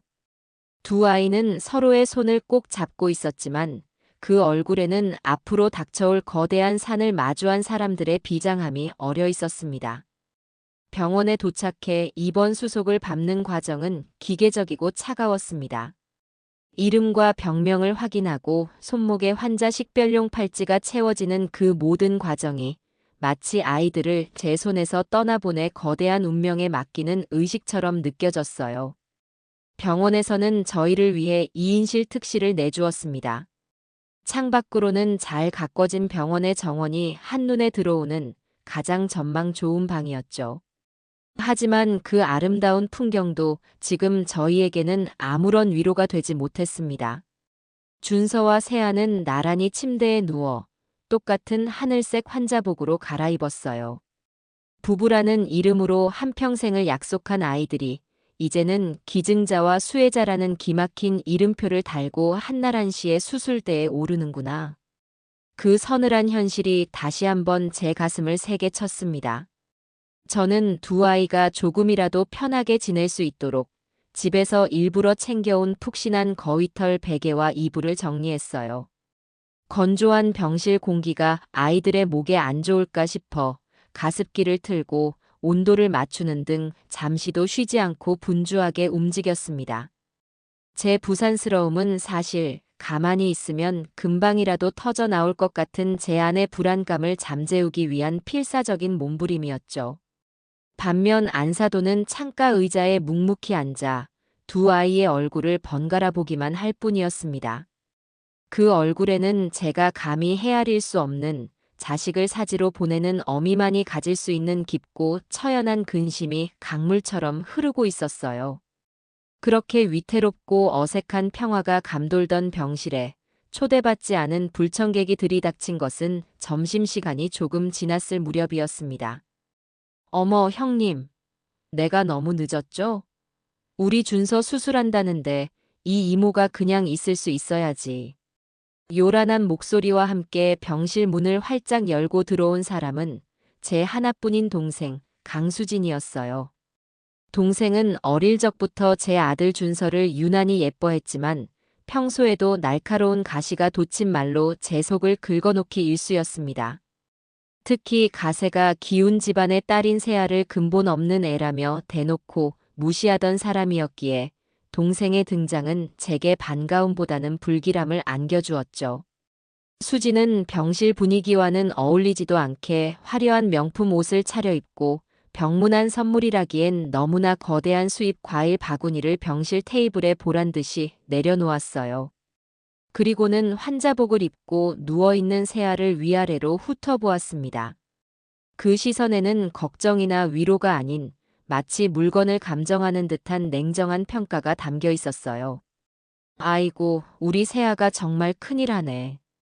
보통 정성이나 보통 각오로는 하기 힘든 결정인데. 정말 대단하다, 대단해. 그 과장된 말투에는 진심 어린 칭찬보다는 무언가를 떠보고 비꼬는 듯한 의심이 가득했습니다. 저는 동생의 저희를 단번에 알아채고 얼굴이 싸늘하게 굳어졌어요. 아니나 다를까 동생은 저를 병실 밖 복도로 끌어냈습니다. 그리고는 오가는 간호사와 환자들을 한번 휙 둘러보더니 목소리를 낮춰 제게 뱀처럼 속삭이기 시작했어요. 언니, 제정신이야? 저 애가 저렇게 순순히 자기 신장을 내놓는다는 게 상식적으로 말이 된다고 생각해? 분명 무슨 꿍꿍이가 있는 거야. 내가 어젯밤에 곰곰이 생각해봤는데 아무래도 이상해. 수진아, 그만해. 아니, 내 말이 틀려. 세상에 어떤 여자가 자기 몸에 칼 대가면서까지 시댁을 위해 이런 엄청난 희생을 하냐고. 그러다 나중에 장기매매니 뭐니 흉한 소문이라도 나봐. 우리 준서 앞길 형님네 집안 다 끝장나는 거야. 언니 지금 저 애한테 단단히 홀려서 앞뒤분간이 안 되는 거 아니야? 동생의 입에서 쏟아지는 말들은 하나하나가 날카롭게 벼려진 독이 든 비수였습니다. 제 마음의 가장 약한 부분, 평생을 지키려 애썼던 세상의 시선과 체면을 중시하는 저의 속물근성을 정확히 꿰뚫고 있었죠. 순간 제 마음이 아주 잠깐 정말 아주 잠깐 흔들렸던 것을 부정할 수 없습니다. 그래, 동생의 말처럼 이건 너무나 비현실적인 희생이야. 하지만 저는 곧 정신을 차렸어요. 제 눈앞에는 며느리의 숭고한 희생을 의심하는 동생의 추악한 얼굴과 자신을 희생해 제 아들을 살리려는 며느리의 성스러운 얼굴이 겹쳐 보였습니다. 저는 더 이상 과거의 남의 시선에 얽매여 살던 강수미가 아니었어요. 저는 동생의 팔을 거칠게 뿌리쳤습니다. 그리고 제 평생 처음으로 동생에게 증오가 담긴 서슬퍼런 목소리로 경고했어요. 강수진, 말 함부로 하지 마. 뭐?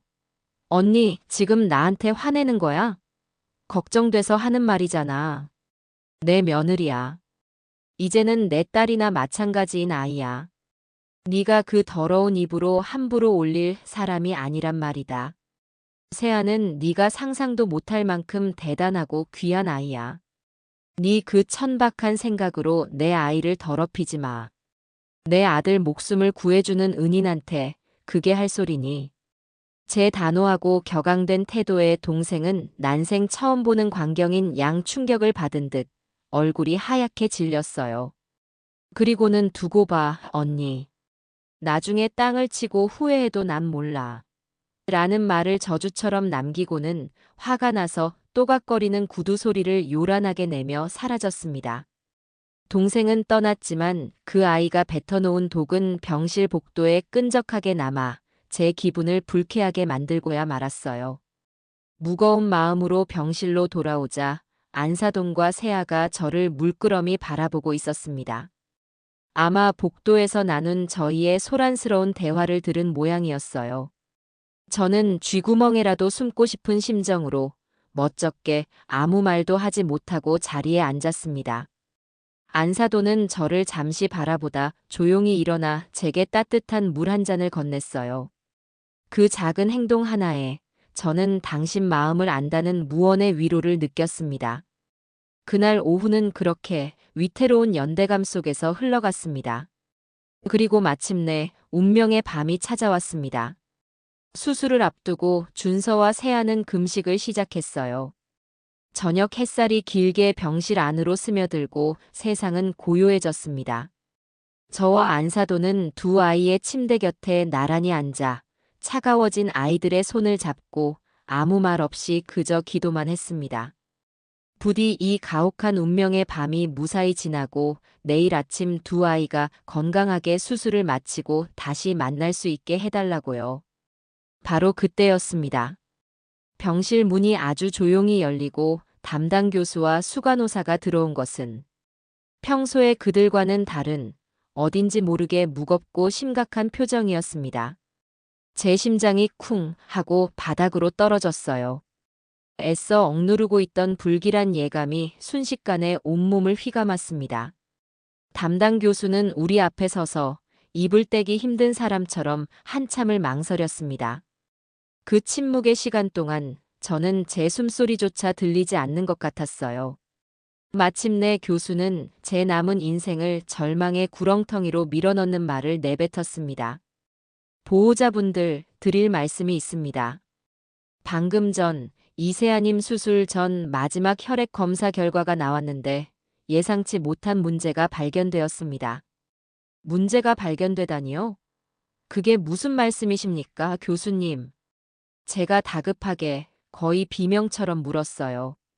혈액에서 급성 감염으로 의심되는 높은 수치의 염증 반응이 발견되었습니다.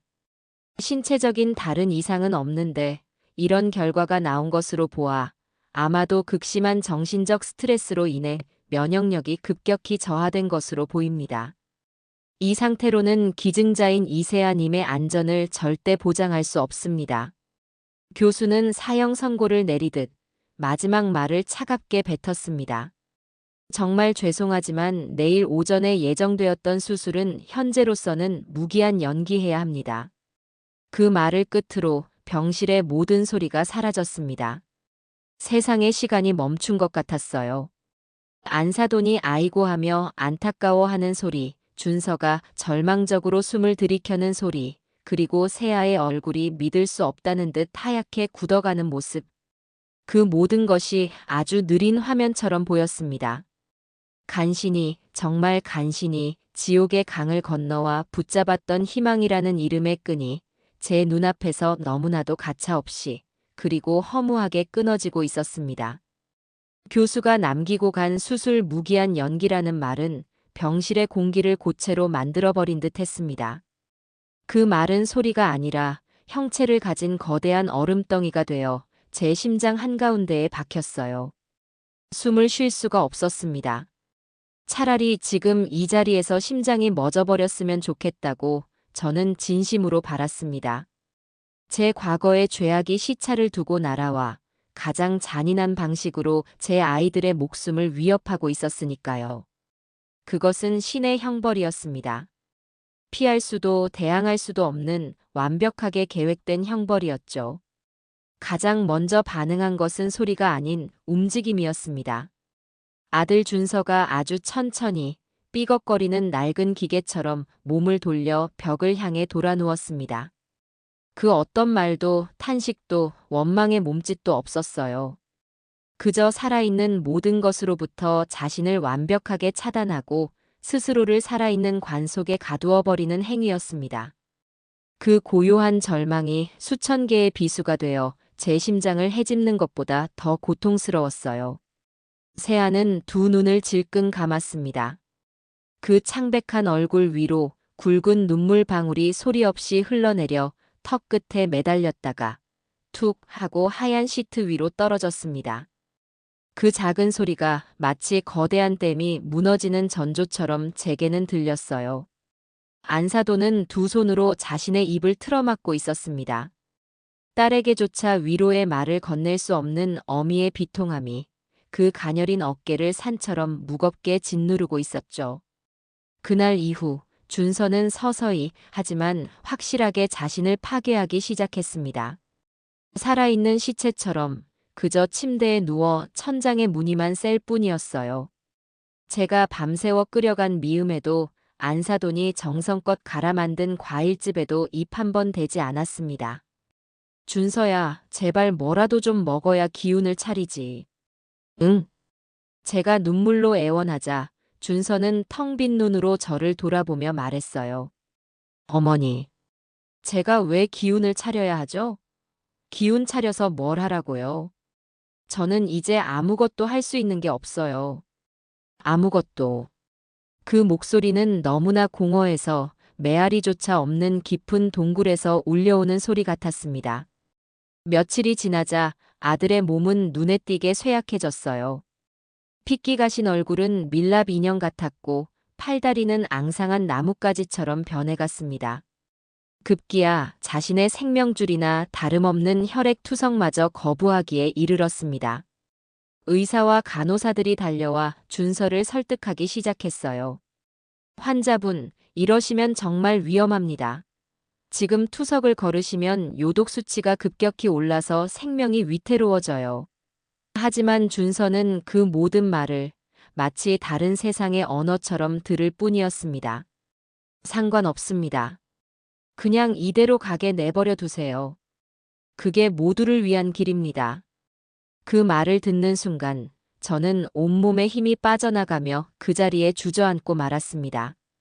제 아들이 제 눈앞에서 스스로 죽음을 선택하고 있었어요. 제가 할 수 있는 것은 아무것도 없었습니다. 제가 쌓아올린 부도, 제가 평생 일궈온 사회적 지위도 죽음의 문턱에 선 아들 앞에서는 한낱 종이 쪼가리에 불과했어요. 바로 그때였습니다. 그 지옥 같은 상황을 침묵 속에서 지켜보던 안사돈이 마침내 폭발한 것은 안사돈은 저를 향해 성큼성큼 걸어왔습니다. 그 눈에는 더 이상 슬픔이 없었어요. 오직 시뻘건 불꽃 같은 분노만이 타오르고 있었죠. 안사돈은 제 멱살이라도 잡을 것처럼 제 앞에 다가와 제 눈을 똑바로 쏘아보며 울부짖었습니다. 보시오, 사부인. 당신이 만든 결과를 똑똑히 보란 말이오. 안사돈의 손가락은 죽어가고 있는 준서와 그 옆에서 함께 말라가고 있는 세아를 번갈아 가리켰습니다. 당신 아들만 자식이고 내 딸은 뭣도 아니란 말이오. 내 딸이 저렇게 아픈데 당신 아들은 죽겠다고 저러고 자빠졌고. 이게 다 당신이 만든 지옥이야. 당신이 처음부터 내 딸을 먼지만큼이라도 귀하게 여겼더라면 애가 저렇게 마음고생에 몸까지 상하지는 않았을 거라고. 안사돈의 입에서는 그동안 억눌러왔던 모든 원망과 서름이 본물처럼 터져나왔습니다. 세아가 시집 올 때 제 어미 유품이라고 그 낡은 자개장 하나를 가져갔었소. 당신이 그걸 보고 집안 수준 떨어진다고 당장 갖다 버리라고 윽박질렀다면서요. 내 딸이 그 안에 돌아가신 제 어미 사진을 넣어두고 얼마나 소중히 여겼는지 당신은 모르지. 알려고도 안 했겠지. 내 딸이 당신 아들 병수 바라느라 밤늦게 식당 나가서 설거지하는 동안 당신은 뭐 했소? 그 돈으로 산 약을 먹고 기운 차린 아들 얼굴 보면서 며느리가 해준 밥이 부실해서 그렇다고 타박이나 했겠지. 당신이 사람이오? 자식 키우는 어미가 어떻게 다른 집 귀한 자식한테 그렇게까지 잔인할 수가 있냔 말이오. 안사돈의 모든 말은 사실이었습니다. 한치의 거짓도 없는 제가 저지른 죄악의 목록이었어요. 저는 아무런 변명도 저항도 하지 않았습니다. 아니, 할 수 없었어요. 그저 고개를 숙인 채 그 모든 비난의 화살을 온몸으로 받아냈습니다. 죄송합니다. 제가 죄인입니다. 제가 천벌을 받을 겁니다. 그 말 외에는 제 입에서 나오는 것이 없었죠. 우리의 지옥 같은 다툼이 극에 달했을 때 모두가 예상치 못한 일이 벌어졌습니다. 그동안 침대에서 미동도 않던 세아가 비틀거리며 자신의 침대에서 일어난 것이었습니다. 링거 바늘이 꽂힌 손등에서는 피가 배어 나왔지만 세아는 아랑곳하지 않았어요. 링거대를 지팡이 삼아 한 걸음 한 걸음 준서의 침대를 향해 걸어갔습니다. 그 걸음은 금방이라도 쓰러질 듯 위태로웠지만 그 눈빛만은 꺼지지 않는 불꽃처럼 이글거리고 있었죠. 준서가 누워있는 침대 곁에 선 세아를 보고 저는 불안한 마음에 어쩔 줄을 몰랐습니다. 그런데 바로 다음 순간 병실의 모든 공기를 찢는 날카로운 소리가 울려 퍼졌어요. 짝! 세아의 손바닥이 준서의 뺨을 세차게 내리친 것이었습니다. 너무나 갑작스럽고도 강력한 일격에 저와 안사돈, 그리고 넋을 놓고 있던 준서까지 우리 모두는 그 자리에서 숨을 멈췄습니다. 일어나. 세아의 목소리는 분노와 슬픔으로 갈라져 있었지만 그 안에는 강철 같은 의지가 담겨 있었습니다. 지금 뭐 하는 짓이야? 죽겠다고? 웃기지 마. 당신 마음대로 죽을 권리 이제 당신한테 없어. 당신 목숨 반은 내 거야. 아니, 전부 내 거야. 준서는 얻어맞은 뺨을 감싸 쥔 채 믿을 수 없다는 눈으로 자신의 아내를 바라보았습니다. 내가 왜 내 몸을 당신한테 주겠다고 했는지 알아? 당신 살려서 평생 내 옆에 꼭 붙들어 매고 당신이 나한테 저지른 잘못 갚게 하려고 그랬어. 평생 나한테 미안해하면서 내가 해달라는 거 다 해주면서 그렇게 평생 내 노예처럼 살게 하려고 그랬다고. 그런데 네가 뭔데 그걸 네 마음대로 끝내? 네가 뭔데 내 복수를 망쳐? 세아의 입에서 터져나온 거친 말들은 사랑 고백보다 더 절절하게 제 심장을 울렸습니다. 고준서, 잘 들어. 당신이 여기서 포기하면 내가 당신을 위해 했던 모든 건 그냥 내 몸만 상하게 한 세상에서 가장 어리석은 짓이 되는 거야. 내 희생을, 내 사랑을 그런 하찮고 보잘것없는 걸로 만들지 마. 세아는 금방이라도 쓰러질 것처럼 가쁜 숨을 몰아쉬며 마지막 힘을 다해 절규했습니다. 살아. 살아서 나한테 빚 갚아. 평생 나한테 발목 잡혀서 지긋지긋하게 갚으면서 살란 말이야. 세아의 처절한 절규는 죽어가던 준서의 심장을 다시 뛰게 하는 강력한 기폭제가 되었습니다. 아들은 멍하니 세아를 바라보다가 이내 어린아이처럼 잘못했어. 내가 다 잘못했어. 세아야라며 오열하기 시작했어요. 세아는 그 모습을 끝까지 지켜보다 마침내 모든 기력이 다했는지 그 자리에 휘청이며 쓰러지려 했습니다. 제가 놀라 달려가 세아를 부축하는 그 순간 저는 깨달았습니다. 가장 깊은 절망의 바닥에서 가장 연약해 보였던 내 며느리가 우리 모두를 구원할 가장 강인한 희망의 불씨를 지펴 올렸다는 것을요. 그것은 꺼져가던 생명의 불씨를 되살리는 주문이었고 엉망으로 뒤엉켜버린 우리 가족의 운명을 바로잡는 거대한 망치였습니다. 아들 준서는 그날 이후 완전히 다른 사람이 되었어요. 더 이상 죽음을 입에 담지 않았고 묵묵히 의사의 지시에 따라 모든 치료를 받았습니다. 그의 눈에는 더 이상 공허한 절망 대신 아내에 대한 끝없는 미안함과 어떻게든 살아남아야겠다는 단단한 결의가 자리 잡고 있었죠. 더욱 놀라운 일은 세아의 몸에서 일어났습니다. 마치 준서의 삶의 의지의 동기화라도 된 듯 세아의 몸도 거짓말처럼 빠르게 회복되기 시작했어요. 며칠간 강력한 항생제 치료를 받은 결과 하늘 높은 줄 모르고 치솟았던 혈액의 염증 수치가 기적처럼 정상 범위로 돌아온 겁니다. 담당 교수는 의학적으로 설명하기 힘든 일이라며 두 분의 정신력이 서로에게 영향을 미친 것 같다고 혀를 내둘렀죠. 한 사람이 살고자 하니 다른 한 사람도 살아나는 생명의 신비로운 공명을 저희는 눈앞에서 목격하고 있었습니다. 절망의 먹구름이 거친 병실에는 아주 조심스럽고도 따뜻한 희망의 햇살이 다시 스며들기 시작했어요. 그리고 그 햇살 아래서 저와 안사돈의 관계에도 결정적인 변화가 찾아왔습니다. 그날 제게 모든 분노를 쏟아냈던 안사돈은 며칠 뒤 제가 아이들 죽을 쓰고 있는 휴게실로 조용히 다가왔습니다. 그리고는 제 옆에 나란히 앉아 한참 동안 말없이 제 손을 바라보다가 힘겹게 입을 열었어요. 사부인. 그날은 내가 정말 제정신이 아니었어요. 아무리 속이 상해도 사람 뺨을 때리고 그런 막말을 하면 안 되는 거였는데 내 평생 사람한테 그렇게 못되게 굴어본 건 처음이었소. 부디 용서하세요. 저는 끓이던 죽 냄비를 내려놓고 고개를 저으며 안사돈의 손을 마주 잡았습니다. 그 손은 평생 고생한 흔적으로 거칠었지만 세상에서 가장 따뜻한 손이었어요. 아닙니다, 사부인. 100번, 1000번을 더 맞았어도 저는 할 말이 없는 사람입니다. 오히려 그때 저를 때려주셔서 제정신을 차리게 해주셔서 제가 더 감사합니다. 제가 그동안 얼마나 큰 죄를 짓고 살았는지 사부인 덕분에 제 머리가 아니라 제 몸으로 깨닫게 되었습니다. 사부인. 그리고 저를 용서하지 마세요. 저는 사부인께 용서받을 자격이 없는 사람입니다. 다만 저를 동지로는 받아주십시오. 우리 아이들을 살려내야 하는 세상에서 가장 절박한 동지로 말입니다.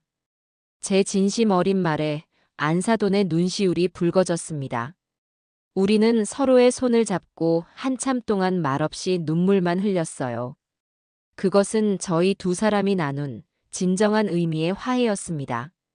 더 이상 갑과 을의 관계인 시어머니와 안사돈이 아닌 자식들의 생명을 구해야 한다는 비장한 공동의 목표를 가진 하나의 동지로서 나누는 눈물이었습니다.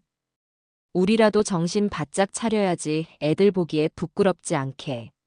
안사돈의 그 한마디에 저희의 연대는 비로소 그 어떤 폭풍에도 흔들리지 않을 만큼 단단해졌습니다. 두 번째 수술 날짜가 잡히기 며칠 전 생각지도 못했던 사람이 다시 병실을 찾아왔습니다. 바로 제 동생 수진이었어요. 수진은 이전의 화려하고 오만한 모습과는 달리 화장기 하나 없는 수수한 얼굴로 병실 문 앞에 머뭇거리며 서 있었습니다.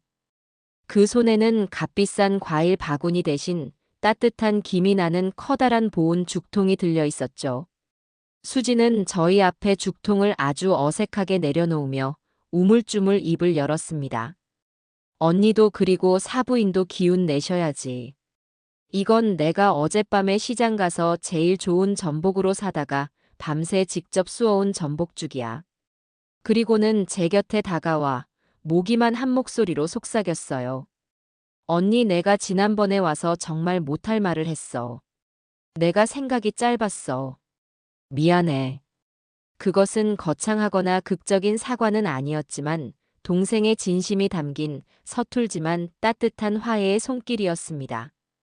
저는 그저 말없이 동생의 어깨를 두드려주며 동생의 사과를 받아들였습니다. 제 가족의 일그러졌던 마지막 조각이 제자리를 찾아가는 순간이었어요. 마침내 운명의 두 번째 수술 날짜가 잡혔습니다. 다시 찾아온 수술 당일 아침, 우리는 이전과는 완전히 다른 분위기 속에서 그 시간을 맞이했습니다. 불안과 공포 대신 차분하고 단단한 결의가 병실을 감싸고 있었죠. 준서와 세아는 수술실로 들어가는 이동 침대에 나란히 누워 서로를 보며 이전보다 훨씬 더 편안하고 깊은 미소를 지어 보였습니다. 그 미소는 잘하고 오겠다는, 살아서 반드시 다시 만나자는 흔들림 없는 약속이었습니다. 준서야, 세아야. 사랑한다.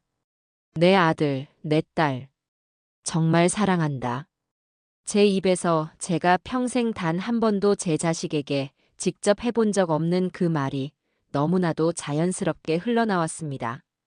두 아이의 눈이 동그래졌다가 이내 행복한 눈물로 그렁거렸어요. 수술실 문이 닫히고 길고 긴 기다림의 시간이 다시 시작되었습니다. 저와 안사돈, 그리고 동생 수진까지. 우리 세 여자는 수술실 앞 복도 의자에 나란히 앉아 서로의 손을 꼭 잡고 시간을 보냈습니다. 이번에는 초조한 침묵 대신 서로의 체온을 나누며 묵묵히 기도하는 시간이었습니다. 저는 지난 세월을 떠올렸습니다. 아들을 향한 저의 맹목적인 사랑과 집착, 며느리를 향한 저의 잔인했던 말과 행동들. 그 모든 과오들이 파노라마처럼 스쳐 지나갔어요. 저는 눈을 감고 간절히 기도했습니다. 제 모든 것을 다 가져가셔도 좋으니 제발 저 아이들의 생명만은 거두어 가지 말아 달라고요. 시간은 더디게, 정말 더디게 흘러갔습니다. 1분이 1시간처럼, 1시간이 꼬박 하루처럼 느껴지는 영겁과도 같은 시간이었습니다. 얼마나 지났을까요? 수술실 문 위에 수술 중이라는 붉은 램프가 꺼지고 마침내 굳게 닫혔던 문이 열렸습니다. 담당 교수가 피곤하지만 환한 얼굴로 저희에게 다가왔어요. 제 심장이 멎는 것 같았습니다. 세상의 모든 소리가 사라지고 오직 교수의 입모양에만 모든 신경이 집중되었어요. 수술, 대성공입니다. 그 한마디에 우리 세 사람은 서로를 부둥켜 안고 목 놓아 울음을 터뜨렸습니다. 감사합니다. 정말 감사합니다, 교수님. 감사하다는 말 외에는 아무 말도 할 수 없었어요. 안도와 기쁨, 그동안 억눌러왔던 모든 감정이 한꺼번에 터져나와 뜨거운 눈물이 되어 흘러내렸습니다. 두 분 모두 경과는 아주 좋습니다. 기증자인 이세아님은 회복실로 옮겨졌고 한두 시간 후에 병실로 올라올 겁니다. 그리고 교수는 잠시 말을 멈추고 웃으며 말했어요. 고준서 환자분도 아주 안정적입니다. 지난번과 같은 혈압 문제도 전혀 없었고요. 두 분 다 아주 강한 분들입니다. 이제 걱정 마시고 편히 기다리시면 됩니다. 의사의 말은 완벽한 해피엔딩을 알리는 축포와도 같았습니다. 우리의 길고 길었던 전쟁이 마침내 완전한 승리로 끝이 난 겁니다. 저와 안사도는 서로의 얼굴을 보며 눈물과 콧물로 범벅이 된 얼굴로 세상에서 가장 행복한 미소를 지었습니다. 수술 후 시간은 이전과는 전혀 다른 속도로 흐르기 시작했습니다. 초조함과 불안함으로 채워졌던 시간의 공백은 이제 안도와 따스한 온기로 가득 채워졌죠. 중환자실을 거칠 필요도 없이 일반 병실로 돌아온 준서와 그 옆 병실에 나란히 누운 세아. 두 아이는 하루가 다르게 건강을 되찾아갔습니다. 그 회복의 과정은 마치 오랜 가뭄 끝에 단비가 내려 메말랐던 땅이 서서히 생명을 되찾아가는 기적의 과정과도 같았어요. 저는 매일 아침 동이 트기 무섭게 집을 나섰습니다. 시장에 들러 가장 신선한 식재료를 사고 집으로 돌아와 두 아이가 먹을 건강식을 정성껏 만들었어요. 안사돈, 아니 이제는 제가 언니라고 부르는 사부인은 병원에 상주하며 아이들의 수발을 들었죠. 저희 두 사람은 완벽한 한 팀이었습니다. 제가 음식을 만들어 병원에 가져가면 언니는 그 음식을 아이들에게 먹이고 저는 그 사이에 아이들의 빨랫감을 챙겨 집으로 돌아왔습니다. 저희는 서로 눈빛만 봐도 무엇이 필요한지 알 수 있는 친자매보다 더 끈끈한 사이가 되었어요. 그 과정에서 저는 제가 평생 느껴보지 못했던 종류의 행복을 느꼈습니다. 그것은 값비싼 옷이나 보석을 가졌을 때의 만족감과는 전혀 다른 누군가를 위해 온전히 헌신하고 사랑을 베풀 때만이 느낄 수 있는 충만한 기쁨이었습니다. 아이들이 어느 정도 기력을 회복했을 무렵, 드디어 두 사람이 서로를 마주하는 날이 찾아왔습니다. 휠체어에 앉는 것이 아직은 힘든 세아를 위해 저는 병원에 특별히 부탁해 이동식 침대를 빌렸어요. 그리고는 세아를 침대에 눕힌 채 조심스럽게 준서의 병실로 향했습니다. 병실 문이 열리고 이동식 침대에 누운 세아가 들어서는 순간 창가 침대에 기대 앉아 있던 준서의 눈이 커졌습니다. 두 아이의 시선이 허공에서 마주쳤어요. 그 순간 병실의 모든 시간이 멈춘 듯 했습니다. 그 어떤 화려한 언어도 극적인 행동도 없었어요. 두 사람은 그저 서로를 바라보며 소리 없이 눈물만 주르륵 흘렸습니다. 그 눈물 속에는 미안해, 고마워, 사랑해 라는 세상의 모든 언어가 담겨 있었습니다. 생사의 경계를 넘어 함께 돌아온 연인만이 나눌 수 있는 깊고 성스러운 교감이었죠. 저는 그 눈부신 재회의 순간을 감히 방해할 수 없어 병실 문 밖에서 안사돈 언니와 부둥켜 안은 채 조용히 눈물을 훔쳤습니다.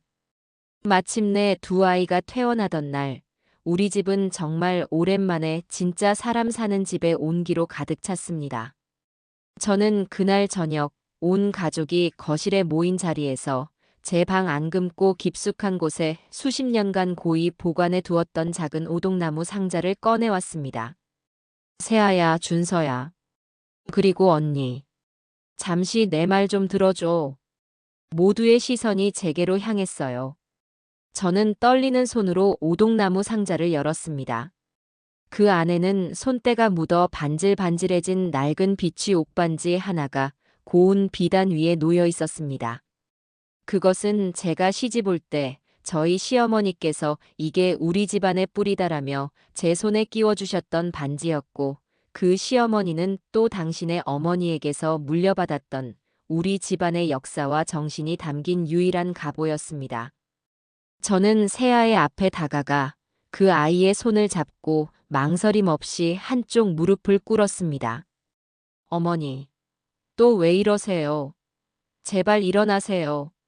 세아와 준서가 기겁하며 저를 일으키려 했지만 저는 단호하게 고개를 저었어요. 이것은 제가 제 자신에게 내리는 마지막 속죄의 의식이었습니다. 세아야, 한 집안의 안주인이 된다는 것은 그저 호의호식하며 집안을 다스리는 사람이 된다는 뜻이 아니었단다.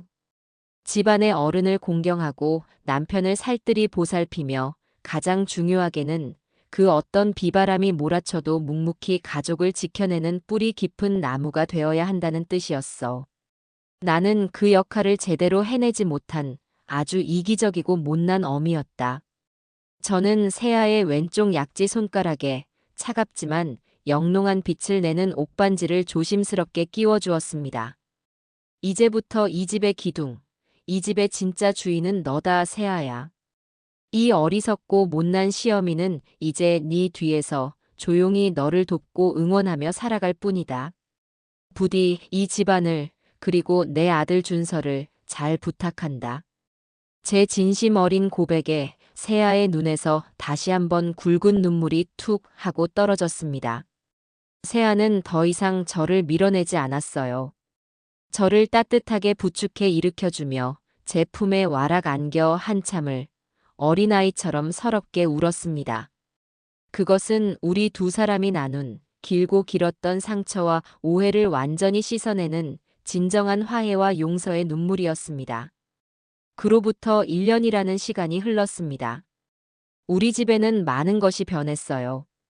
가장 큰 변화는 더 이상 저의 날카로운 잔소리 대신 온 가족의 화목한 웃음소리가 집안을 가득 채운다는 것이었습니다.